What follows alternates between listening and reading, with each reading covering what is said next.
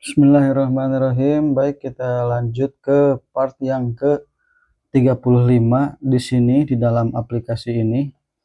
Ada bab yang ke-35 dan bab ke-34 ya. Bab 35 itu cuma 3 baris sampai pada khola alaiha bimakkata.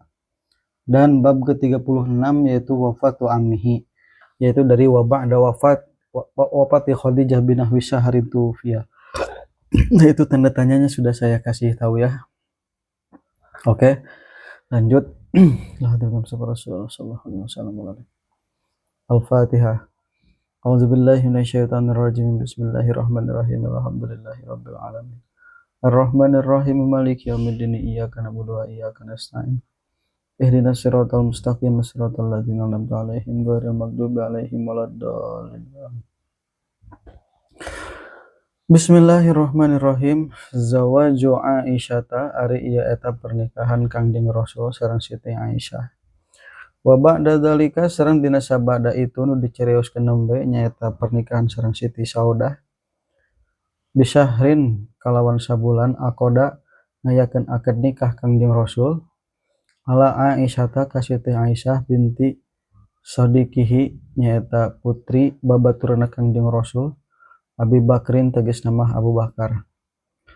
Wahya barari itu Siti Aisyah teh la tatajawazu teu ngaleuwihan itu Siti Aisyah as-sabi'ata kana yuswa 7 tahun min umriha tina yuswana itu Siti Aisyah.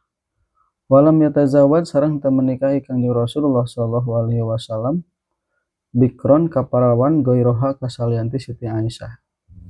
Wadahola sareng lebat Kangjeng Rasul alaiha sartana itu Siti Aisyah bil Madinati di Madinah. Amma Saudatu anapun ari Saudah fadakhala maka lebet itu Kangjeng Rasul alaiha itu Siti Saudah bi Makkah di Mekah. Nah, di sini Kangjeng Rasul setelah menikahi Siti Saudah, Rasul menikahi Siti Aisyah. Kenapa Rasul menikahi Siti Aisyah? Yaitu karena ada hadis yang diriwayatkan oleh Imam Bukhari yang berbunyi Ra'aituki fil manami marrataini. Ra'aituki fi sarokatin min harir. Faqila hadhihi imra'atuka. Fakasyabtu an wajhika faidan iti hiya. Faqultu in yaku hadza min indillah yumdihi. Yang artinya seperti ini. Aku melihatmu wahai Aisyah dalam mimpiku 2 kali.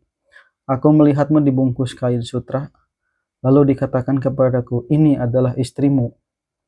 Maka aku membukanya, ternyata engkau. Aku pun berkata, jika ini dari Allah, maka pasti akan terjadi. Dan ini diriwayatkan oleh Imam Bukhari dan Muslim. Dan kenapa juga Siti Aisyah dinikahi ketika belum genap umur 7 tahun, dikarenakan ini perintah Allah gitu kan. Dan ternyata mengandung hikmah yang sangat luar biasa. Di antaranya Siti Aisyah adalah perawi hadis terbanyak di antara wanita, bahkan lebih dari 2000 hadis. Beliau juga adalah seorang ahli fikih, ahli tafsir, dan ahli ilmu kedokteran Arab. Dan menjadi guru para sahabat besar seperti Urwah bin Zubair, Abu Musa al-Asy'ari. Karena apa? Karena pada saat itu Siti Khadijah meninggal dan Siti Saudah juga berada di Mekah, sementara keseharian Kangjeng Nabi berada di Madinah, makanya Kangjeng Rasul harus menyampaikan hal-hal yang bersifat pribadi. Di antaranya adalah bagaimana akhlak Nabi Muhammad SAW di rumah, bagaimana ibadah malam beliau, lalu bagaimana rahasia kasih sayang dalam keluarga, hingga fikih wanita dan keluarga. Apalagi pada saat itu Siti Aisyah terkenal sebagai wanita yang sangat cerdas, dan apa yang didengarnya dan apa yang dibacanya itu langsung disimpan di dalam memori, sehingga Allah menjadikan Siti Aisyah sebagai pintu ilmu tentang sisi kemanusiaan dan rumah tangga Rasulullah Shallallahu Alaihi Wasallam. Dan yang kedua, ikatan sosial dan dakwah. Pernikahan dan Siti Aisyah juga menguatkan hubungan antara Nabi dengan Abu Bakar As-Siddiq, sahabat terdekat penopang dakwah beliau sejak awal Islam.